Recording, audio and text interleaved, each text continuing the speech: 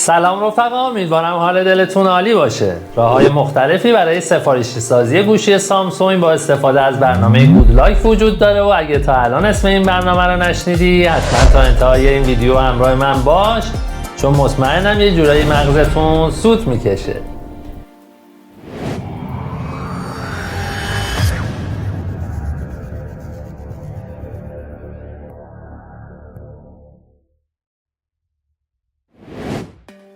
حسن هستم، به کانال آکادمی من خیلی خوش اومدین. اگه ویدیوهای قبلی منو دیده باشی حتما اسم برنامه گودلاک رو شنیدی و باهاش کار کردی.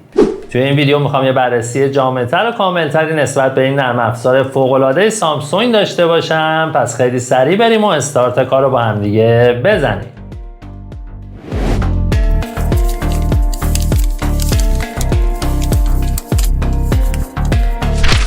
اولین کاری که باید بکنیم از برنامه گلکسی استورمون بعد برنامه گودلاک رو دانلود و نصب کنیم. و اگه به هر دلیلی موفق نشدین این برنامه رو دانلود کنین، استرس نداشته باشین، چون به راحتی میتونین اون رو از کانال تلگرام من دانلود کنین. وقتی برنامه رو باز میکنیم اینجا یه سری برنامه‌های دیگر رو بهمون نشون میده که فقط یه بار لازمه اونا رو دانلود و نصب کنیم و اولین برنامه‌ای که ما باهاش کار داریم برنامه لاک استار هست. با این برنامه شما میتونید صفحه قفلتون رو سفارشی سازی کنین و تنها کافیه اونو فعالش کنین. وقتی روش میزنیم صفحه قفلمون رو نشون میده و اینجا کلی تغییرات میتونیم روی صفحه نمایشمون اعمال کنیم. مثلا اگه من روی ساعت هم بزنم، همونطور که میبینید یه جعبه ابزار کوچیک این پایینش میاره و اگه روش ضربه بزنیم اینجا میتونیم ساعت‌های مختلفی رو برای گوشیمون تنظیم کنیم یا سایزش هم میتونیم کوچیک و بزرگ کنیم و بر اساس سلیقه‌ای که داریم میتونین این ساعتتون رو تغییر بدیم.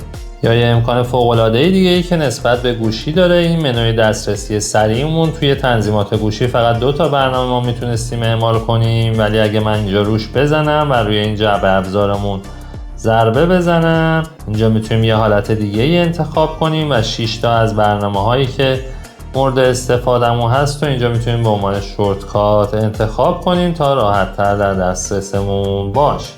اینجا من میرم روی گزینه اولمون و حالتهای مختلفی هم اینجا میتونیم بر اساس راست دست یا چپ دست بودنمون روی این مورد اعمال کنیم تا بتونیم راحت‌تر اونا رو تنظیم کنیم.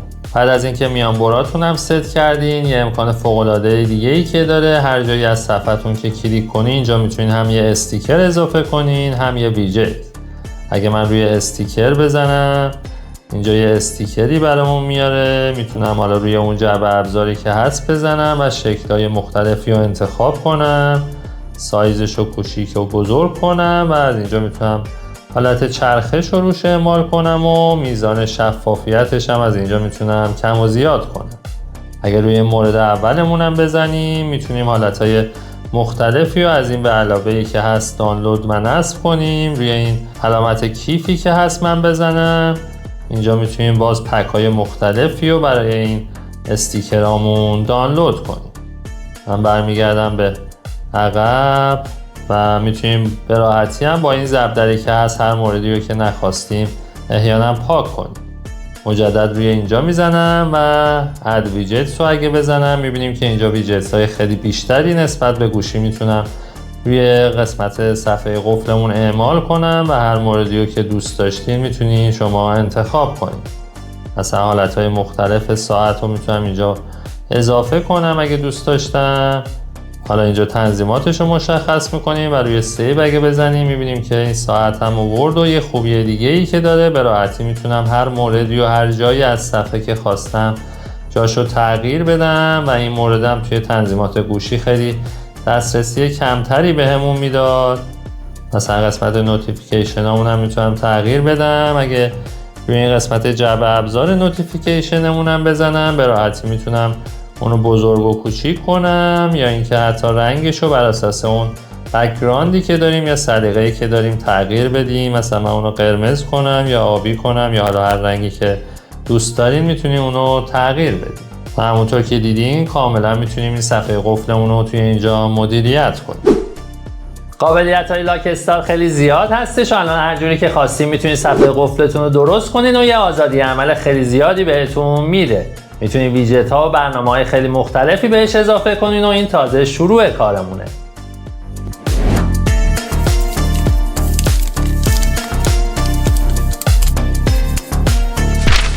خب بریم سراغ سفارشی سازی دیوانه کننده کاغذ دیواری. کافیه برنامه گودلاکمون رو باز کنیم و از اینجا روی برنامه واندرلند یا سرزمین عجایب بزنیم و اینجا دوتا مورد بهمون نشون میده. مورد اول یه حالت پس زمینه های 3D میتونیم ایجاد کنیم. مثلا من روی مورد منظره‌ای که هست میزنم و اونو به عنوان والپیپرمون انتخاب میکنم و حالا اگه برم توی صفحه هوممون میبینیم که یه حالت 3D و قشنگی به بک‌گراندمون میده و میتونید شما یه والپیپر خیلی هیجان انگیزی اینجا داشته باشید. من مجدد میرم تو برنامه گودلاکمون و از برنامه واندرلند میتونیم اینجا یه عکسی از خودمون هم حتی قرار بدیم. روی گالری میزنم و از اینجا مثلا یکی از عکسامون رو انتخاب میکنیم، یه ذره زوم میکنیم تا حالت 3D رو بهتر بتونه برامون در بیاره و اینجا روی ایمیج ستینگ میزنیم و این حالت موشن افکت رو فعال میکنیم. قبل از اینکه بهتون نشون بدم تصویرمون به چه حالتی در اومده، یه چند تا مورد دیگه هم بهتون بگم که میتونی خیلی تصویرتون رو قشنگتر کنید. روی این به علاوه‌ای که هست میتونیم بزنیم و اینجا موردهای دیگه هم میتونین اضافه کنین، یه عکس دیگه، یه متن یا یه ویدیو، یا اینکه مثلا میتونم یه پریست اینجا اضافه کنم، حالت برف و بارون و موردهای مختلفی که هست. مثلا من روی این بارونمون میزنم، میتونم تنظیماتش رو یه مقداری تغییر بدم و حتی میتونم یه مورد دیگه ای اینجا اضافه کنم. مثلا روی بخش افکتمون میرم، اینجا میتونم شکل‌های مختلفی که هست و روی تصویرمون اعمال کنم تا وقتی میخوام ضربه بزنم اون شکل رو برای ما نشون بده. مثلا من روی این مورد ستاره‌مون میزنم، حالت موومنتش هم اینجا میتونیم انتخاب کنیم. روی حالت استارز میزنم و دقت کنین که روی گزینه تاچ افکتتون بزنین تا وقتی گوشیتون رو دارین تاچ میکنین این افکت قشنگ رو براتون به نمایش در بیاره. کافیه روی عکس اصلیم بزنم و روی این گزینه دانلودی که هست بزنم. میتونم اینجا یه اسمی هم براش انتخاب کنم و اگه اونو سیف کنم به راحتی میتونم اونو به عنوان والپیپرمون الان انتخاب کنم. حالا دیگه به جای والپیپرهای خیلی ساده شما میتونید یه والپیپر متحرکی داشته باشین که مثلا یه بارش بارونی هم روش هست و هر جای صفحه‌شو که لمس کنین یه شکل بسیار جالبی هم براتون میاره. به معنای واقعی کلمه میتونین هر طرحی که دوست داشتین رو ایجاد کنین و از افکت‌های بسیار زیادی که داره لذت ببرید. و حتی شما میتونید از مورد دوم برنامه واندرلند هم استفاده کنین. اینجا کافیه روی این مثبتی که هست بزنین تا یه عکسی از گالریمون مثلا انتخاب کنیم، حالت لاک اسکرین، و اینجا مثلا یه عکسی رو انتخاب میکنین و کافیه روی این موردی که هست بزنین تا حالتهای مختلفی که وقتی صفحتون قفل میشه رو بتونین اینجا افکتاشو ببینین و روی صفحتون اعمال کنین. خیلی حالتهای متنوع و قشنگی داره، میتونین هر کدومو که خواستین بر اساس اون سلیقه‌ای که دارین انتخاب کنین. مثلا من همین مورد رو انتخاب میکنم و مجدد کافیه اونو سیوش کنیم، حالا یه اسمی براش میذاریم و ست از والپیپر رو میزنیم. و حالا هر زمانی که قفل گوشیتون رو باز کنیم با این افکت‌های خیلی جذاب روبرو میشین و دقیقاً به خاطر همین چیزاست که من عاشق سفارشی سازی سامسونگ هستم.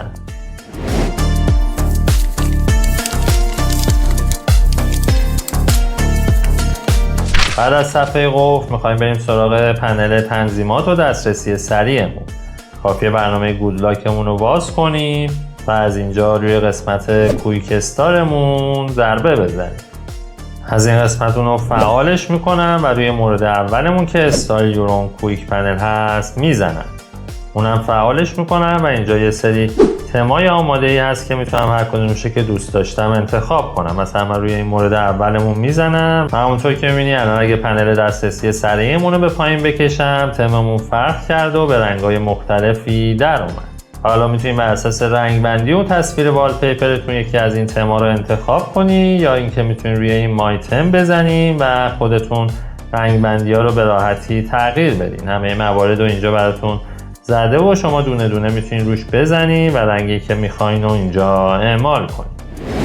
یا اگه به صفحه اصلی کویک استارمون مجدد بریم و روی گزینه دوممون که ویزیبیلیتی آف ایندیکیتور آیکون هست من بزنم، اینجا میتونم قسمت بالای صفحه‌مون رو به طور کامل مدیریت کنم. میتونم هر موردی که دوست نداشتم از اینجا حذف کنم تا توی اون پنل بالا و دسترسی سریعمون نشون نده و اگه میخواستیم یه محیط خلوتی داشته باشیم میتونیم همه این تیک‌ها رو به راحتی برداریم و اینجا رو کاملا خلوت کنیم. و مورد سوم برنامه کویک استارمون هم که کلاک سیتینگ هست و اینجا میتونیم ساعتمون رو حالا به راست و چپ ببریم یا حتی میتونیم اونو مخفی کنیم. من مثلا روی قسمت چپ میزنم و اینجا میتونیم دیتمون هم روشن کنیم تا تاریخ هم بهمون نشون بده. مثلا میتونیم AM و PMش رو روشن کنیم یا اینکه این نشون دادن ثانیه هاشو اگه روشن کنیم وقتی تنظیمات پنل سریعمون رو به پایین میکشیم میبینیم که ثانیه ها رو هم داره برای ما نشون میده. الان دیگه شما میتونید صفحه دسترسی سریعتونم بر اساس سلیقه‌ای که دارین کاملا تغییرش بدید. خیلی سریع بریم سراغ مورد بعدی که میدونم شما خیلی دوستش دارید.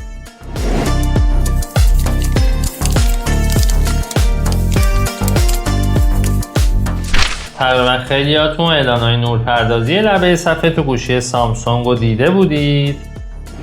ولی اگه بریم داخل برنامه گودلاکمون و از اینجا روی گزینه اج لایتینگ پلاس من بزنم، اینجا میتونم بخش اعلانها رو به صورت خیلی متفاوتی مدیریتش کنم. کافیه اون رو روشن کنیم تا سفارشی سازیمون شروع بشه و این ست کاستوم استایل هم من فعال میکنم و اگه روش بزنم اینجا یه سری پریست های آماده‌ای برامون داره. روی هر کدومش بزنیم حالت های مختلفی رو بهمون نشون میده و اینجا وقتی یه اعلان جدیدی بیاد این افکت رو برای ما اعمال میکنه. و حالا هر کسی که به شما ایمیل یا پیامی بده یه انیمیشن خیلی جالبی هم روی صفحه گوشیتون ظاهر میشه.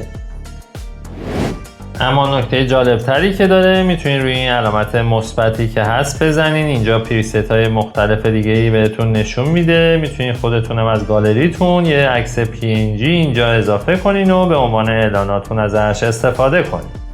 من مثلا از گالریمون این شکل ماه رو انتخاب میکنم و همونطور که میبینین الان داره برای من اون شکل ماه رو به عنوان یه پیشنمایشی به من نشون میده.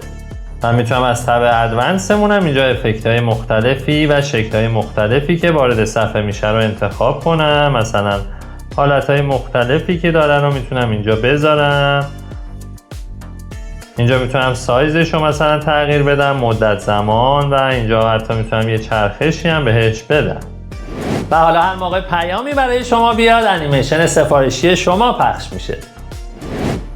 و شما میتونید یه قدم جلوتر هم برین، مثلا از اینجا یه عکسی رو از گالریتون انتخاب کنید. مثلا من عکس مستر بین رو انتخاب میکنم، حالا شکلش هم انتخاب میکنم، میتونم سایزش رو حتی مثلا بزرگتر کنم و اگر روی این گزینه استایل بای کیبورد بزنم الان میتونم اسم یه گروه یا اسم یه شخصی رو اینجا وارد کنم. مثلا میزنم همون مستر بین و اگر الان این کلمه مستر بین بیاد یا از طرف مستر بینی برامون پیغام بیاد این افکت رو بهمون نشون میده. و اینجا میتونید برای هر شخص یا گروه یا کلمه خاصی که خواستین یه شکل متفاوتی اینجا تعیین کنین تا هر وقت براتون از طرف اون شخص خاص پیامی میاد اون شکل خاصی که شما براش تعیین کردین رو بهتون نشون بده. به نظرم اگه یکم وقت بذاریم میتونید حالتهای خیلی قشنگی رو اینجا درست کنید.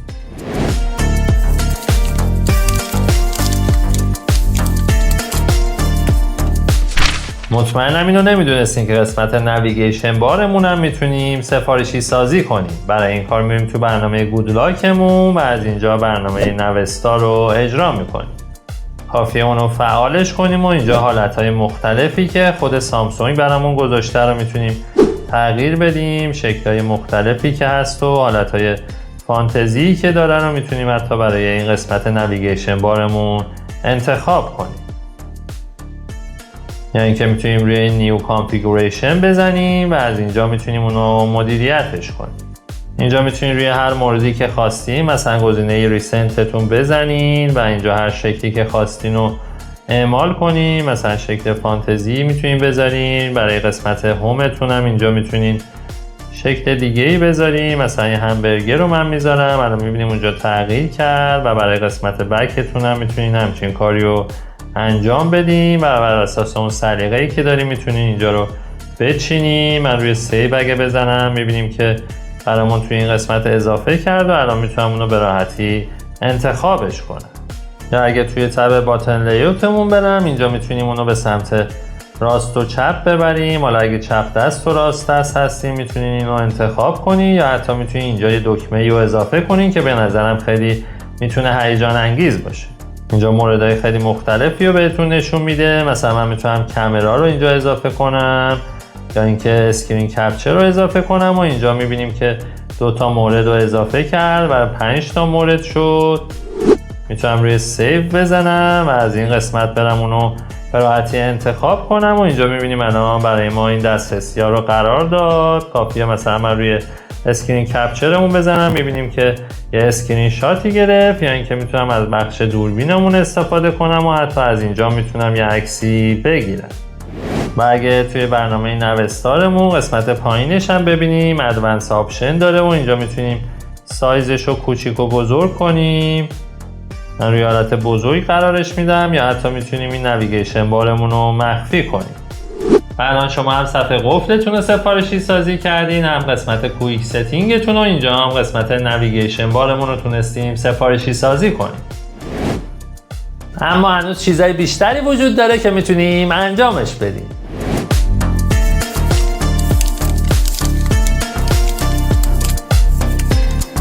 بالاخره زمان خداحافظی با کیبورد خسته کننده گوشی هم رسید و کافیه برای این کار بریم توی برنامه گودلاکمون و سلام کنیم به برنامه کیس کافی که اینجا میتونیم کیبوردهای خیلی متنوع و مختلفی برای گوشیمون درست کنیم. کافیه روی مورد دوم که استال یور اون کیبورد هست من کلیک کنم و اونو فعالش کنم و اینجا میبینیم که یه سری تمای مختلفی هست که میتونیم هر کدومش رو بر اساس سلیقه‌ای که دارین انتخاب کنین. مثلا من روی این مورد میزنم و روی اپلای میزنم و اینجا میتونید از بین تعداد زیادی از کیبوردهای مختلف و متنوعی که در اختیارتون قرار میده بر اساس اون سلیقه‌ای که دارین یکی رو انتخاب کنین و ازش لذت ببرید. و یه امکان فوق‌العاده‌ای که خیلی میتونه کیبوردتون رو جذاب‌تر و قشنگ‌تر کنه تب افکتمون هست. اینجا 3 دسته‌بندی بهمون میده. بخش اولمون کیبورد کالر افکت هست، بخش دوممون کی کالر افکت هست و بخش سوممون هم کی موشن افکت هست. اینجا میتونیم از هر دسته‌بندی یکی رو انتخاب کنیم و از 3 مورد هم میتونیم هر 3 مورد رو انتخاب کنیم. مثلا من روی این مورد میزنم، از بخش کی کالرمون هم مثلا روی این موردمون میزنم و میتونیم موشنی هم که میخوایم موقع تایپ کردن باشه رو انتخاب کنیم و الان میبینیم که اونو به این صورت برامون در آورد. حالا خودتون میتونید از این قسمت تنظیم رنگی هم که داره، رنگی که مورد علاقتون هست و اینجا ست کنین و یا از اینجا میتونید خودتون اونو کاملا مدیریت کنین. از تب ساوندمون هم میتونیم صداهای مختلفی که موقع تایپ کردن هست رو انتخاب کنیم. و حالا میتونید از یه تایپ کردن خسته کننده و این محیط کسلی که دارید کیبوردتون رو کاملا تغییر بدین و اونو به شکل‌های مختلفی که دوست دارین درست کنین و این افکت جذابی هم که موقع تایپ کردن هست و داشته باشین.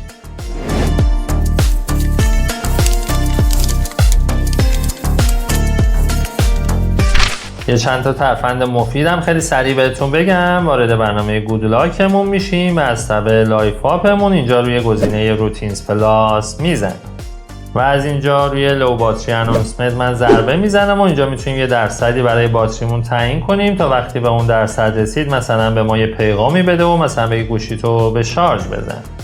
من اینجا یه درصد پایینتر از درصدی که الان هست میذارم، 61 میذارم و اینجا میتونید حالا پیغامتون رو خودتون تغییر بدین و هر پیغامی دوست داشتین بذارین و کافیه اونو سیو کنید. و الان وقتی درصد گوشیمون به 61% برسه اون پیغامو برای ما میگه. Charge your phone. و یه ترفند خیلی خوبی هست که حواستون باشه به موقع گوشیتون رو به شارژ بزنید. ترفند بعدیمون داخل برنامه هوم آپ هست. من روش میزنم و اونو فعالش میکنم و روی گزینه تاسک چنجر کلیک میکنم. اینجا حالتهای مختلفی رو برای بخش لایه هامون میتونیم انتخاب کنیم که به چه صورتی نمایش داده بشه و یه گزینه خیلی مفیدی که داشت این قسمت مینی مود هست. برای وقتی که گوشیتون رو با یه دست میگیرین به راحتی اونا رو به صورت کوچیک نشون میده و میتونین به این منوی تنظیماتتون خیلی راحت تر دسترسی پیدا کنین و مثلا اینو روی قسمت پاپ آپ قرار بدین و اینجوری میتونین با یه دست خیلی راحت‌تر و بهتر با گوشیتون کار کنید. برای ترفند آخرمون هم از تب لایف آپمون وارد رجیستار میشیم و روی کاستوم یور ستینگ هوم من میزنم و اونو فعالش میکنم و منو اوردر اند گروپ ستینگ رو باز میکنم. اینجا بخش ستینگ گوشیمون رو بهمون نشون میده و شما میتونید بر اساس اولویتی که اون قسمت ستینگتون داره اینجا رو کاملا مدیریت کنین و جاشون رو تغییر بدین. حالا اون مواردی که بیشتر باهاش کار میکنید و میتونین به راحتی بیاریم بالاتر تا راحت‌تر در دسترستون باشه. و حالا اگر روی ستینگتون بزنیم میبینیم بر اساس اون اولویت بندی که کردیم داره موارد رو بهمون نشون میده تا راحت‌تر بتونیم بهشون دسترسی پیدا کنیم. همونطور که دیدیم برنامه گودلاک که برنامه خیلی گسترده‌ای هست و من سعی کردم بهترین نرم افزارهایی که میشد و توی این ویدیو بهتون معرفی کنم و سعی کنین از این برنامه استفاده کنین و ظاهر گوشیتون رو متفاوت کنین و از گوشیتون لذت ببرین. اگر از این ویدیوی منم خوشت اومد حتما اونو لایک کن، کانال منم سابسکرایب کن و اون زنگوله رو بزن تا از آموزش‌های بعدی هم که میذارم عقب نیفتی. اگه دوست داری و دوستی داری که فکر می‌کنی این ویدیوی منم براش میتونه مفید باشه حتما این ویدیوی منو براش بفرست. این ویدیومون رو دیگه طولانیش نمی‌کنم تا ویدیوی بعدیمون. خدا نگهدار.